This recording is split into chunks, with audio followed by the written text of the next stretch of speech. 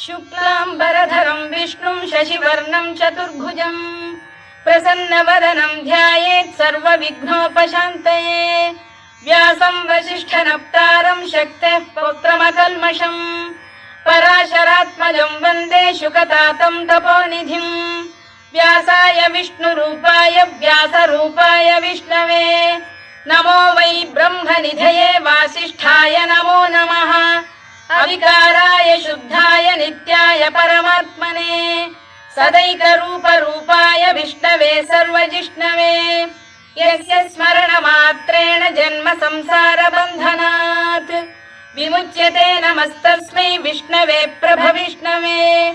ॐ नमो विष्णवे प्रभविष्णवे।